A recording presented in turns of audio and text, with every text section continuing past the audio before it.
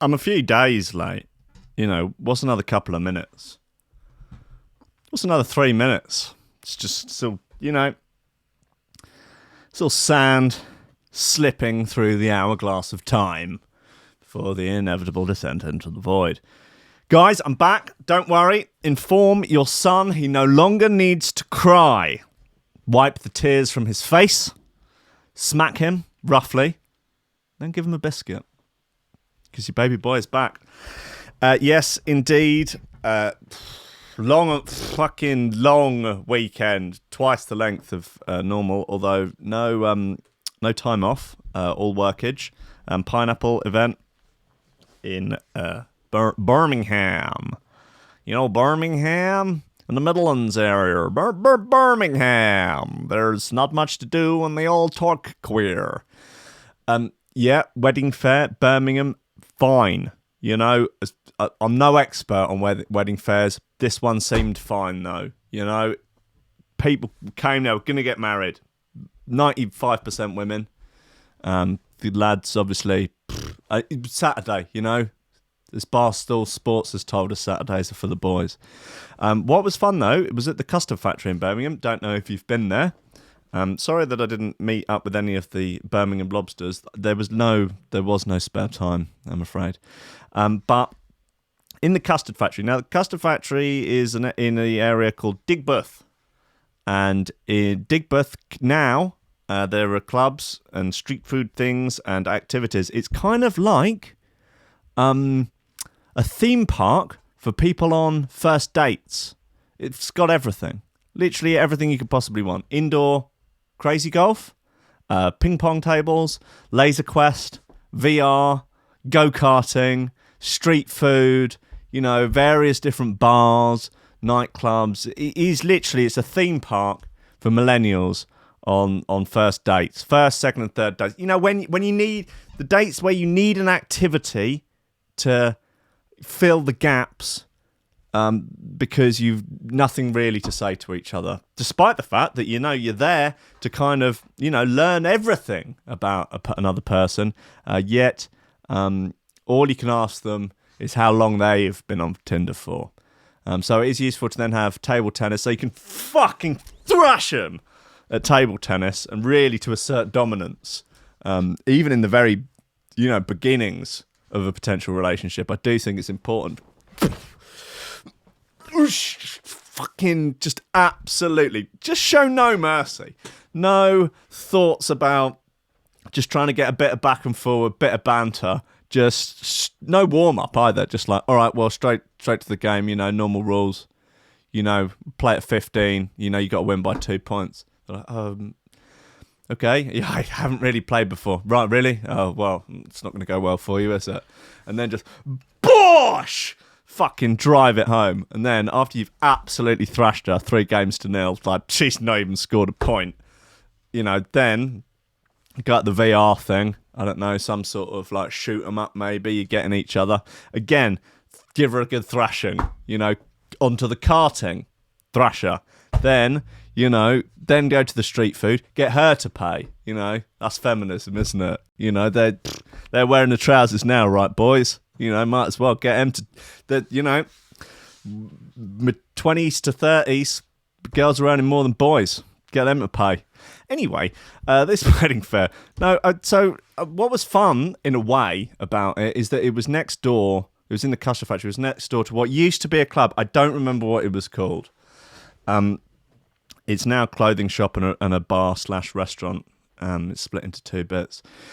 But my first ever booking in Birmingham was at this club. I can't remember the name of it. 2005, I believe it was. Might have been 2004, but I think it was 2005. And could even have been before that. Could have been 2003. Anyway, it was a fucking long time ago, right? And I was excited. First gig in Birmingham. Wow, the Birmingham drum and bass scene. What would it be like? What wonderment. The nightclubs, the fun of the fair. Oh, what will it be? Oh, the bright lights. My name in lights. A star in the making. They were going to make me a star. So I drove up there. So I believe I had a Toyota Corolla at the time, which I bought for £400 from Gumtree. Okay, so that was 2005, and it was a trying motor car. There was an issue with the alternator, so occasionally you had to stop and hit it with a hammer, and so then the electrics would come back on. Bit of fun, nice feature. Not a bug, it's a feature. And I was driving up there and became embroiled in traffic because there were no sat-navs, there were no smartphones back in those days. Well, don't know if you could really... No, I don't think the iPhone had come out. And certainly no, I didn't have a sat-nav. No TomTom. Don't know what it was before TomTom. Anyway, you had printouts from weird websites, and that was all I had. And so I had no realisation that there was going to be an enormous amount of traffic and it would be a nightmare getting to blah, blah, blah, blah, blah, blah, blah. Long story short, I was desperate. I was late, very late. I've told this story before. Many will know. I was very late and I needed the toilet on the motorway, on the M6. So I pulled over, side of the road, hard shoulder, jump over the barrier, start taking a piss. Body decides, actually it wants a number 2 and it's going to have one right then. And it did. Against my best wishes. So now I'm late and I've got poo in my pants. Nevertheless, the show must go on. Because that's fucking show business, right? You know, your first gig in Birmingham. You got to try and make something of yourself. You can't go, oh, well, I've got stuck in traffic and shit myself. I've got to go home. No, you fucking get there. Do your job, boy. So, I got there. Still late. So, no time to sort out the aforementioned Todd in my now sodden pair of gunties, and had to go straight onto the decks. Just hoped no one would notice the smell. Mid-set, it wasn't good. It was bad. It was everything about the club was bad. It was horrendous. There was not many people there. Of the ones that were, they were terrifying. Both the women and men, all of them absolutely terrifying. It was when your parents imagine drum and bass raves, this is what it was like, but with only about 10% of the amount of people there. It was mainly MCs. And if they weren't MCs, they were trying to be MCs or they were trying to shag MCs. That was kind of the deal. And so midway through my set, which it's anyone's guess whether or not it went well, I'd think you could have put Andy Mother Flippin' C on there and, you know, it would have gone about the same. Anyway, midway through, an MC, very large MC, terrifying man, placed a bag underneath the decks and told me that it had a very expensive bottle of perfume in it, and if anything was to happen, he would hold me personally responsible for it. I didn't know what to say, so I just agreed with him as I was terrified and had poo in my pants. I'd already shit myself at this point, so you know how much worse could it get? Nevertheless, I finished my set, and then the man came back and the bag was no longer there, so he began trying to hold me personally responsible for it. This was a particularly terrifying experience, which I somehow managed to wheedle out of, and sort of, I guess, give him the slip might be an apt description of it. I then left the club without being paid. I don't know how much. I think I was supposed to be paid maybe £50, which wouldn't have covered the petrol. But first gig in Birmingham, you know, exciting times. Anyway, so I left without, again, having gone to the toilet to try and sort out the now just like fucking Tarantino movie of a scene in my pants. And then anyone who is from the Birmingham area or has ever been to Birmingham will know that it's weird getting out and there are no petrol stations anywhere. And it took me at least 45 minutes to find a petrol station which had a functioning toilet, which I could then just, you know, take a look at what was going on down there. It was bad. It was very, very bad. I flushed the pants. They're gone. So then I was driving back commando, having sort of, you know, done my best to get it in. So I was very considerably out of pocket, out of pants, out of luck, out of ambition at that point. But I did play in Birmingham again over the years, and even at times had good shows there. I'm not saying that I'll never play there again. I hope not, but you never know. You know, I will do anything for cash. So if there are any promoters in Birmingham that want to, you know, pay me just pennies more than the costs of getting up there. I'll do it. No matter how shonky a nightclub it is, no matter how full of MCs and young women trying to have sex with MCs it is, I'll be there. I'm your boy. I'm Uncle Rankin. I'm the feathery king. Lobster Pappy. Welcome to Coffee and Memes.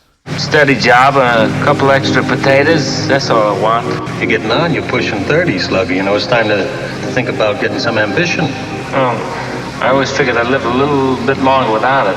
Don't forget, kid, that what you're trying to do here is to be bright and chipper and entertaining and intelligent and sort of glitzy, and that's funny, and it's kind of cool, and it's interesting, and it's edgy, and all of that.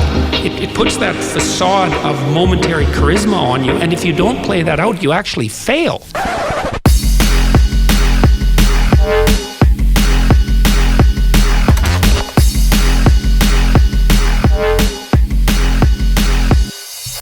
Ladies and gentlemen, welcome to Coffee and Memes, FM on YouTube. Goes flat. Guys, I'm back. Don't worry about it. It'll be fine. I would have thought, that having had Friday off and Monday off, and then 2 days over the weekend, that there would be some good, some good news nuggets. Nope. No fucking chance. No way. No goddamn way. Although, there are a few bits. Guys, the government have scrapped the plans for the online porn ban after laws hit kinks. Unbelievable. After multiple delays, the controversial age verification measures will not be commencing, according to the Digital Secretary. What a surprise. I could never have predicted such a thing happening. The UK government has dropped plans to block pornography websites in the UK unless they could effectively verify the age of visitors. Sky News first revealed that the age verification scheme was being indefinitely delayed back in June. Following our report, the government claimed that the delay would only last 6 months. But today, Digital Secretary Nicky Morgan confirmed that the plans will not be commencing. How learned on the finer points of online tech do you think Nicky Morgan is? He's ever written a line of code? I don't know. I mean, do you think anyone in the government, has any fucking clue about how the internet works in any form? Like, have they ever had a MySpace page? Like, someone has installed Twitter onto their phone, and that is about it. Like, and they still don't really understand it. Ed Balls being a prime fucking example. Oh, when is Ed Balls Day? Oh, that's a good point, actually. Ed Balls Day is 28th of April is Ed Balls Day. This is the day that celebrates when Ed Balls tweeted just the words Ed Balls. Tweet is here. Oh, no. Let's get him up. Screen capture. That's the stuff. Ed Balls Day. There he is. On the 28th of April 2011, Labour MP Ed Balls tweeted Ed Balls. It was retweeted 25,000 times. Favoured 11,000 times. What's this? Never forget what they put up. Banners, but no, that must be a Photoshop. Is it? No. Well, I think it's a Photoshop, but it's of it being as a billboard poster on the tube in Balham. Yeah, it's got just says "Never forget" with a picture of Ed Balls. 28th of April. Hashtag Ed Balls Day. And then he was sort of forced into tweeting it basically every year. Here he is in 2013 saying okay, because it would be rude not to retweet himself, Ed Balls. Ed Balls. Weird times, man. Weird fucking times. Anyway, in a written statement to Parliament, Ms. Morgan said that the government would instead be focusing on new online harms regulation to address issues caused by children accessing pornographic websites. Right, what's that going to do? It's a new initiative to have parents just cover their children's eyes when a nudie lady comes on the internet. special sunglasses, special glasses that you force children to wear, and they've got two hands on either side of it, and as soon as the glasses detect a nudie lady or a boner on the internet, just the hands just flap over. It goes, no, turn it off. No. It just blocks the child's view. That would work better than their dumb fucking age verification scheme where you got to go down the shop. I've got to go and see Ramsey, asking to buy a wanking card. He's going to be like, oh, man, don't do it, man. Come on. It's like, you shut up. Yeah, don't judge me. That's 14. The amount of fucking high government pedo rings that have been exposed over the years. What a unfucking believable that you think these words could come out of a politician's mouth. Like, we've always wanted to try and give the impression to people that don't like to look too deeply into things that we have an interest in protecting children. We have interest in protecting the identity of the children that we abuse, and obviously our own identities, unless, of course, we're using stuff for political blackmail. The government's commitment to protecting children online is unwavering. Adult content is too easily accessed online, and needs more to be done to protect children from harm. Well, good luck. Yeah, good fucking luck. Sky News understands that the cause of the most recent delay issue was a bureaucratic failure regarding the British Board of Film Classification, which was selected as the age verification regulator. Okay. When laying the BBFC's guidance in Parliament in late 2018, the government failed to notify the European Commission, as it is required to do of the new regulator's role, undermining the legal basis for age verification. So the EU fucked it up. Okay. The law was designated to cover any website that was more than 1/3 pornographic, meaning the likes of Twitter and Reddit were exempt. Right. Okay. Tumblr, probably not. Oh no, they banned porn on Tumblr and their numbers just basically fell off a cliff. Experts suggested that the law could put government ministers and other high-profile figures at risk of blackmail if their embarrassing habits were observed by hackers. Figures released in 2018 revealed that there were roughly 160 attempts a day to access blocked pornographic websites within Parliament the year before. Jesus. So they're all just sat there in Westminster at their offices trying to get on the porn. Okay, so that's just to the blocked pornographic websites. There must be like some sort of circulating Google Doc with like access to all the ones that are not blocked, because you'd be clever. Yeah, you're a clever developer and you know your market. You can make porn sites that had no reference to pornography on it. That was just all in some sort of special coded language or something that meant that you could bypass the porn blockers from whatever work. If that must have been done. If it hasn't been done, I'm going on Dragon's Den. I've got a great idea. In addition to increasing risks for legitimate adult viewers of pornography, academic researchers and technology experts warned the measures would not necessarily protect children from the same material. The UK's domestic pornography industry also warned it was put at risk by the age verification laws. Speaking to Sky News, feminist pornography Pandora/Blake, alongside obscenity lawyer Miles Jackman, said the plans would harm small business and curtail the freedom of expression by allowing multinational pornography giants to monopolise the industry. Many of the most popular pornographic websites, Pornhub, RedTube, YouPorn, and production studios, Brazzers, Digital Playground, are owned by one company, MindGeek. MindGeek stood to increase its already considerable market share by offering age verification services to smaller sites. Mr. Jackman warned that the consequences socially are the extreme risk of privacy loss to any person who participates in the age verification system in order to access pornography. He added, "We've been told by MindGeek that 20 to 25 million adult users will sign up to age verify by their estimation in the first month that age verification comes online."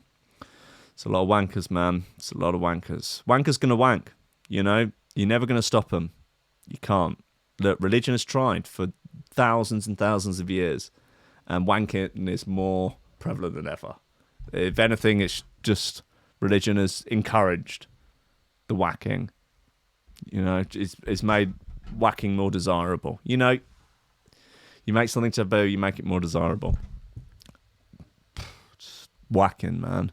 And as a consequence of that, on the basis that they do not have the greatest history of data security, there's a high probability that those people are risking putting their private sexual proclivities in the public domain. Yeah, it's just not really a goer, is it? Right, guys, look, enough of that. Enough of the goddamn pornography. Let's ease ourselves in with a little Saturday night special. New artificial intelligence. It's called Perilous. Nice bit of gear.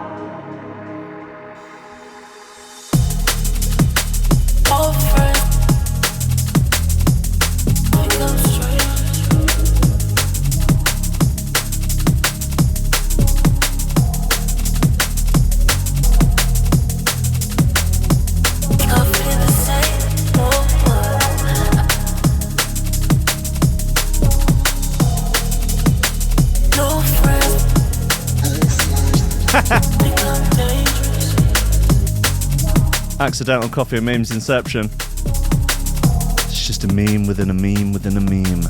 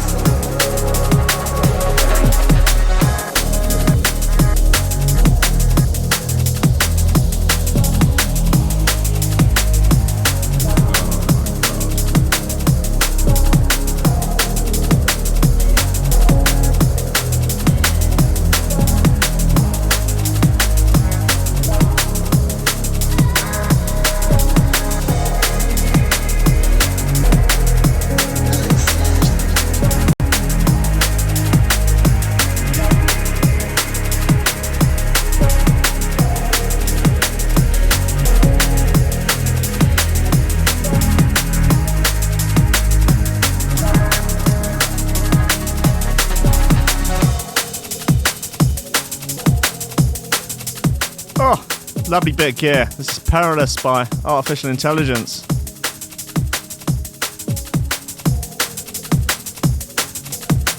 Off their album, The Series. I'm going to enjoy going through that.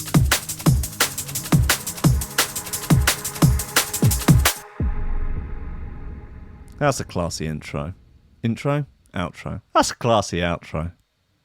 It's Tuesday. I'm still just getting back into this. 4 days off. Forgotten how anything works. Forgotten how reality works. Russian Popeye bodybuilder taps out in 3 minutes during MMA fight. This is our boy Kirill, not to be mistaken with Kirill of drum and bass artist fame. This is the man who injects his arms with I don't know, what is it? Silicone, saline, some bollocks. Synthol oil in order to make them look enormous, but they have a habit of looking really quite freakish. Anyway, he's had an MMA fight, which is just wild, really, isn't it? With a blogger. So that's a bit of fun. I wonder how that... So it didn't go well for him. Should we have a little... See how this comes on. Look at the size of those guns. Oh dear. Oh,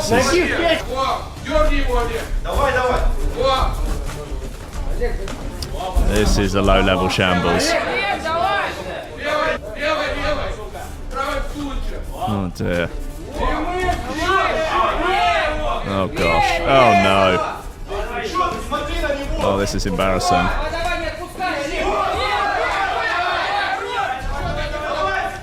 God, this is some real schoolyard stuff. Oh, he's tiring now. Oh, he's going to get him down. And he's down. Okay, he's transitioning into full mount.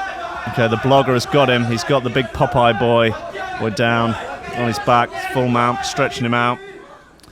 It's not a good spot. Why is he tapped to that? What's wrong with you? What? That was absolutely pathetic. Literally, if a white belt on the first day of jiu-jitsu tapped to that, they'd get told off by the coach. That's ridiculous. All he did was have his forearm on his throat. Like, that no. Come on. That is the sort of thing you do to Larry, like, first week white belts. It's the easiest thing to defend when you know, because like he's got no base at all. Like the guy on top at this point, you just roll him over. Like I can't believe it. Oh my god! Oh good Jesus Christ! Oh, that's even more embarrassing than his arms. You shouldn't be happy about that, mate. That's a rough spot. 23-year-old Kirill Tereshin fought blogger Oleg Mongol at a gym in Abakan in Russia. Although he got a few punches in early on, Kirill was knocked down and ended up tapping out in just 3 minutes by a submission that isn't even a submission. He previously faced off against Russian slapping champ. Okay. Vasily the Dumpling Kamotsky. Where he was knocked to the ground after one hit. Not having a very good run, is he? Oh dear, so he's 0-2 at the moment. Poor Popeye. According to his manager, Alexander, the Russian is on the hunt for a doctor who can fix his deteriorating arms. Bet he is.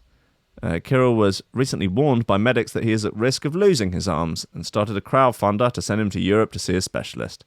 Speaking in August, Kirill said, I used to go to the gym for the last 2 years before being called up for military service. In the army, I was worried that I would have a hard time and lose weight, so I decided to try synthol oil. When I finished military service, I began to transform myself and did everything at home. My mum was very worried about what I was doing, but we are okay now that she knows synthol can be removed. Yes, fuck, mate, isn't it? That's not good. Ugh, man. It's bad times. When he first hit headlines in 2017, Kirill was told by doctors that using the oil could cause pulmonary embolisms, nerve damage, infection, sclerosing, lib something or other, strokes, oil-filled cysts, ulcers in the muscles. But their warnings went unheeded. Kirill continued to inject, pumping his biceps up to an eye-watering 62 centimeters, 24 inches in diameter. Damn, son. Oh, and it sure does look natural. However, he now says the injections caused tissue fibrosis, which has resulted in necrosis. Man, that is fucked, isn't it?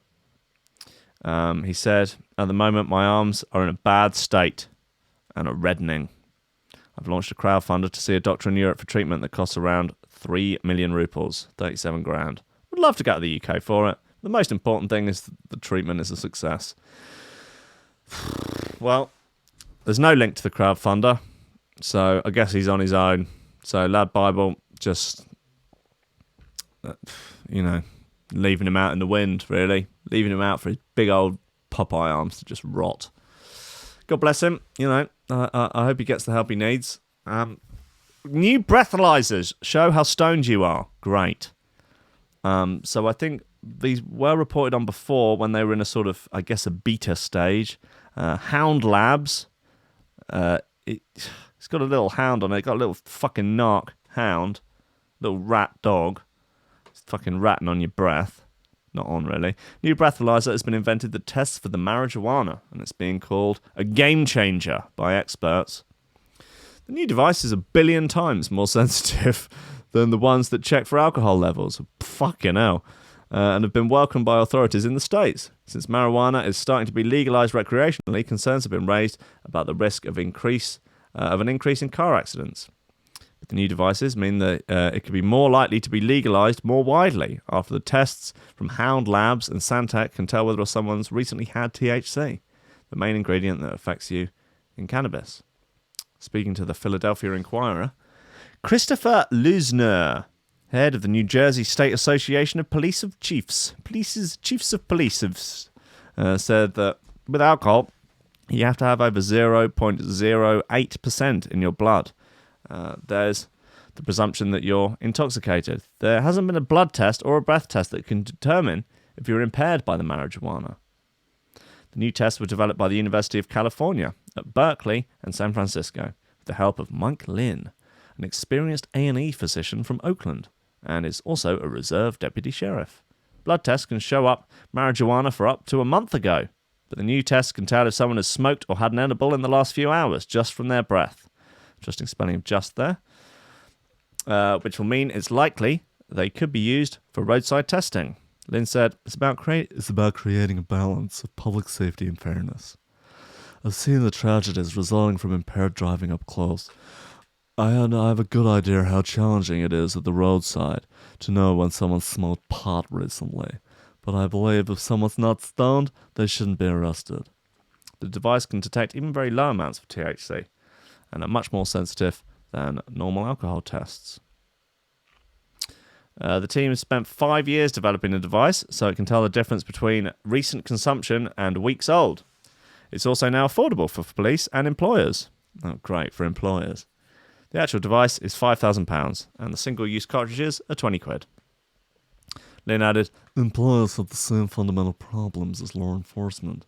They need to maintain a safe workplace, but not have to worry what their employees do in their free time. Somebody can go home, smoke pot, just like you'd enjoy a glass of wine, and not test positive. Employers are facing a workforce now that is close to full employment. They don't want to be firing valuable workers, especially for something that's legal in most states. The devices are expected to go into use next year. Fucking narcs. Fucking rats. Bastards. Bastards. Whatever, man. A few new more bits here. New Black Owls. Track called Call to Mind. Track's called Len. Possibly named after MC Lenny Len from Amsterdam. Let's hope so. Nice bit, though.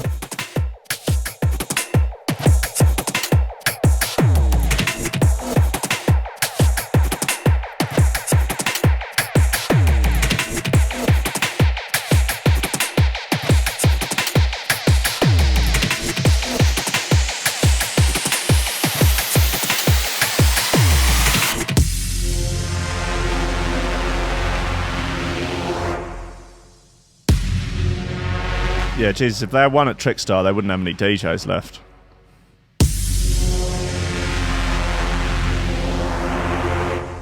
Same if they had to give them all IQ tests. Am I right, Jay? Yeah.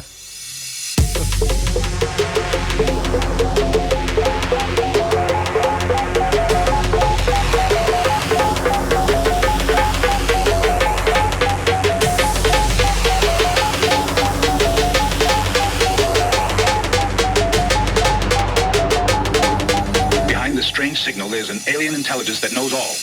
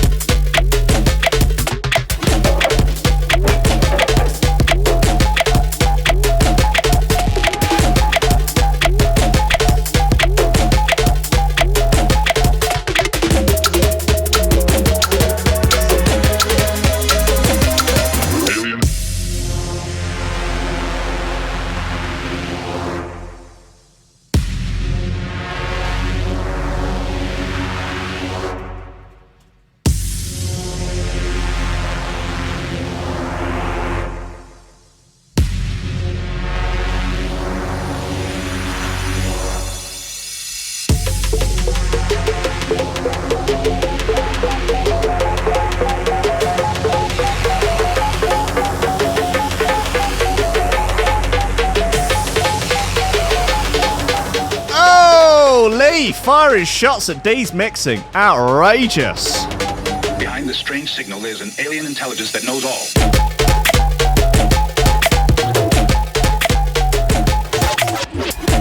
Right, I'm organising a fight. Lee versus D. There's plenty of hot Leon D action.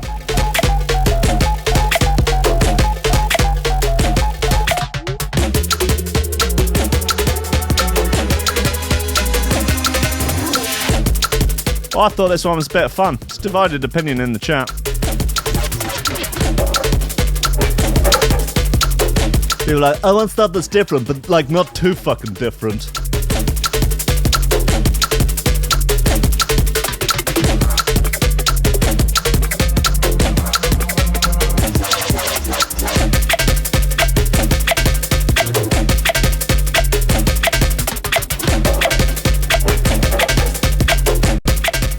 Right, that's enough of that ruckus. That was Black Owls, track called Len.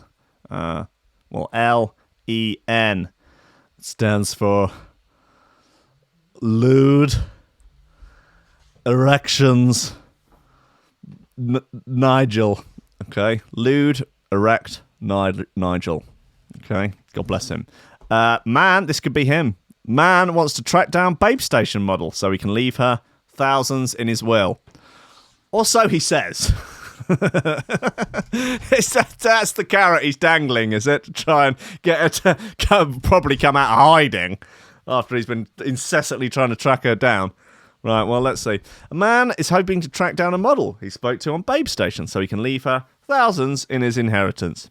Thomas Ware, who lives in Milton Keynes, says he wants to find Laura Jones after spending a year speaking to her on the sex line and website for a year. A year for an entire year.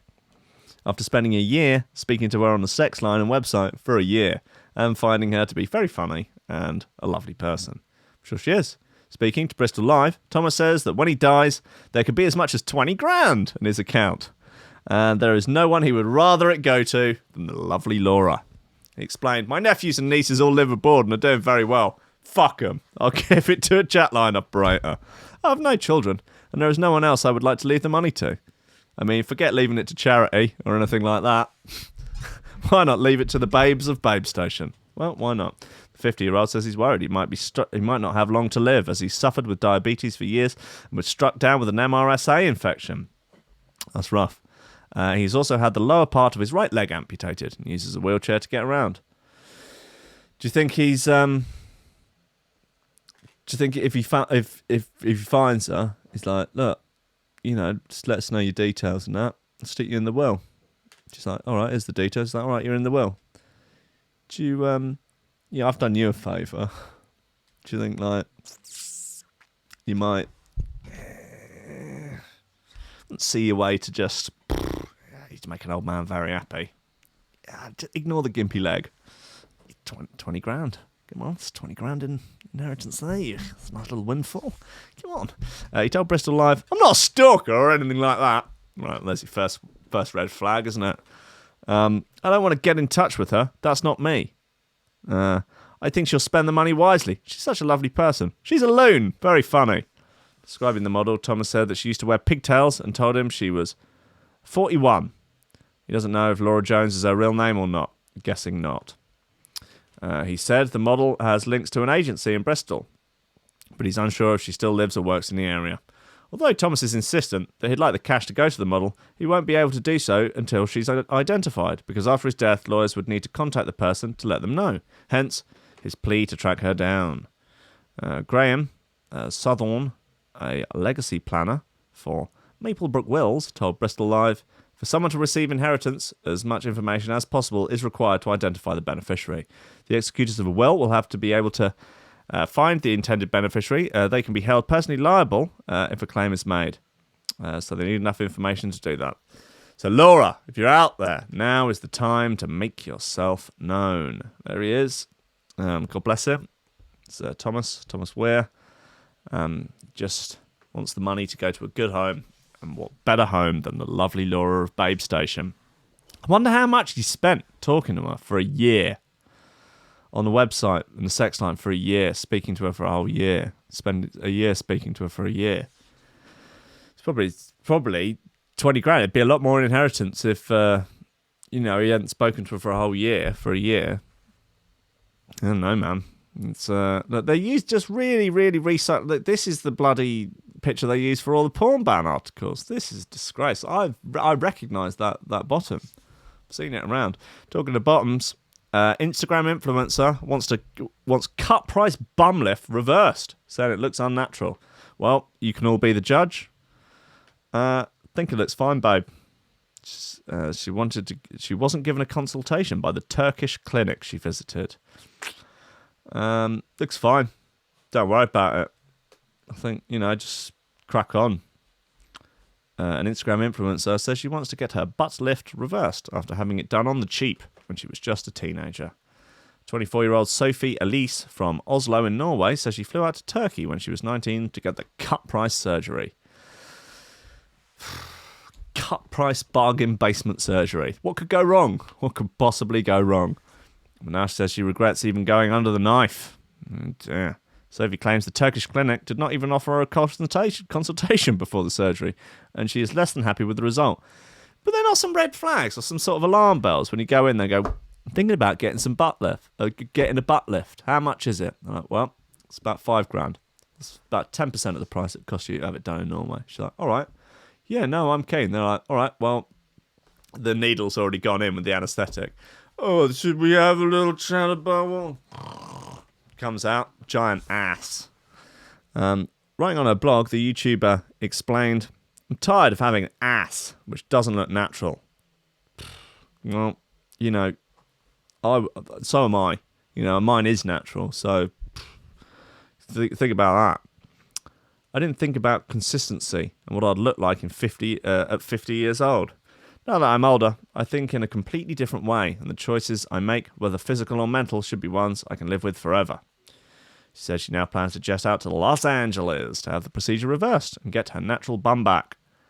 And Sophie hopes that her experience can serve as a wake-up call for anyone who is thinking about getting cosmetic surgery on the cheap. I've thought about it, getting the ass implants, really going full Kim Kardashian. And really, it's just a lack of cash. If I could really, get the Patreon up to a good level, I I'd have it all done. I think they'd have to widen the door in here with what I'd get done. It'd be like, literally look like they'd stuck a couple of beanbags down there. That's what I'd go for. what's that? The woman, Anna Nicole Smith. Yeah? I'll be like the Anna Nicole Smith, but in the ass. It would look like someone had dug up the body of Anna Nicole Smith and had it surgically implanted into my ass. And in fact, if that's possible, if that's an option, I'll do it. All right? That's what I want. I don't care about what the haters say. I don't care about what the Dislikes crew say about it. I want to dig up Anna Nicole Smith's corpse and have it surgically implanted into my ass. All right? And Gary V told me that nothing is impossible. Said that people will say it's impossible until you do it. And that content is king. And that you just got to get after it, you know? You've just got to grind. You've just got to hustle. And if that hustle is getting the decomposed corpse of Anna Nicole Smith surgically implanted into the anus, not even into the cheeks, yeah? If those are your life goals, so fucking be it. Don't let anyone don't listen to the negative voices in your life of like your family, of medical professionals, of the police, of, you know, the people in the psychological ward that you're now in. Don't listen to those negative naysayers. You do you. Yes, Queen! Okay, good. Right, probably got time for one more jam. And what do we have? There's sort of current value bit I'm just sort of confused by. I don't really understand it. It's called Starliner. It's on Souped Up. We'll give it a go, man. Let's give it a go.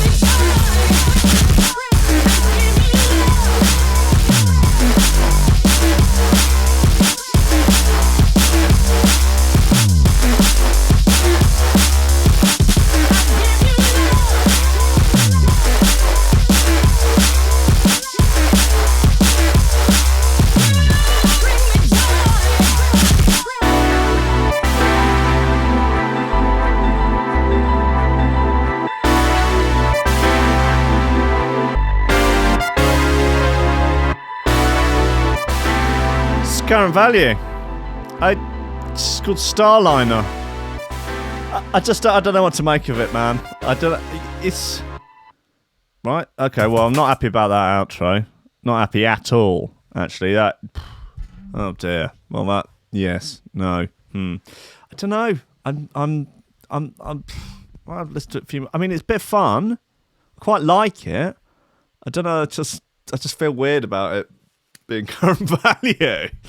Well, people saying, I bet it's dividing opinion in the chat. Oh yes, we will have that new Gantry and Ruin bit on this week. Don't you worry about that. D is saying 10 out of 10. He would clang it. That's nice. Lee is enjoying it. So that's a bit of common ground there between Lee and D before their upcoming fight. LTech, not happy. Not happy at all. Bildo, I think, it seems all right. He's keen. I reckon. I can see it. I can see it. Listen, guys. Yeah. It's pretty much the end of the show now. 5 minutes left. You know, outro time, isn't it? Yeah, so no update yet on the bug fixes for the app. The Android app still doesn't perform its main function. So that's a bit fun, isn't it? So for the main function of the app that's been released to not work. But the developers said might have a few hours for it this week. So that's cool. But being that the old version of the app is still up on the Android store, you can use that for the live stream, and the new app for the archive. Sweet baby Jesus. I'll have the one I'm building ready in a couple of months, so it'll be all right. Don't worry. No one has died yet, but yeah, and the current iOS one on iOS 13, that just opens the stream in the browser, which is a crude hack, but we'll get it sorted. But the archive seems to work reasonably well for both formats, so I guess it's just sort of an archive app. Yeah. Well, sorry to the people that it's upset. I know there's a lot of I don't know, just delicate people who listen to the show, delicate flowers, and I want to make sure that they're not triggered by apps that don't function in the way you might expect them to. And I'm very sorry about that. I will, heads will roll and other similar things. Guys, look, yeah, where's the VIP list? Coming up at 11, your boy, my friend and yours, Parallaxed, Birdie Big Balls, Big Dick McGrew, they call him. Right, that's what my mum refers to him as. I don't know why. Don't want to pry too deeply, you know what I mean? Let's not worry about it. 11 o'clock, Parallax, roll call for an hour, live, in your face, in and around your face, all over your hair, in your hair, for live shows tomorrow. Coffee and memes, OBS in the morning, Power Gen at 11, 2 hours of power. 8 o'clock, Gold Top. Who have they at? Particle. A repeat of last week, but well worth a listen. Fine shoe throwers, thoroughly nice boys. I believe they're on dissociative medication, and they're just talking noise, talking naughty, talking sexy, just exploring each other's bodies, just really getting to know each other in the safety of a radio show. So that's nice. That's a treat. And we all know about Thursdays. All the goodness is there. Anyway, look, guys, thank you for those who are supporting on the Patreon. You're a fine bunch. Would be nothing without you. You are propping up the station, propping up society. So I'm deeply grateful. If you want to support on Patreon, go to threshold.fm, go to donate. All the information you could ever need is there.